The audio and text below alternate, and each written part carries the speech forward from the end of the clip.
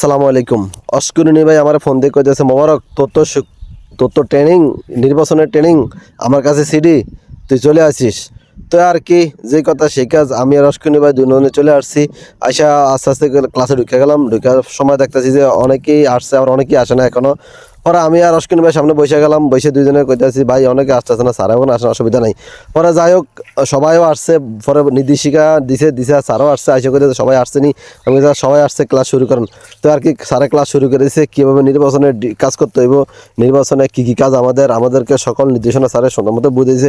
বুঝতে ফলে স্যারে কইতেছে যে যে ব্যালট বাক্স আছে এটা কীভাবে খুলবেন, কীভাবে লাগাবেন এটা শিখে নেন, এটা খুবই জরুরি। পরে আমাদেরকে স্যারে নিজ হাতে শিখিয়ে দিয়েছে। পরে যারা নতুন ডিউটিতে পড়ছে তারা স্যার আমরা একটু শিখে দেন। পরে স্যারে ওনাদেরকে শিখিয়ে দিয়েছে। স্যারে ওনারা ফাটছে, পরে স্যারকে না খুব সুন্দর হয়েছে, সমস্যা নেই, এইভাবে কাজ করেন। আর কাজ সবসময় মনোযোগ সহকারে কাজ করবেন, নির্বাচন ডিউটি সঠিকভাবে পালন করবেন। পরে আর কি কাজ করা শেষ আবার এটা পরে আর কি স্যারে কইতেছে তাহলে আর কোনো আলোচনা না থাকায় ট্রেনিংয়ের সমাপ্তি ঘোষণা করেছে স্যারে।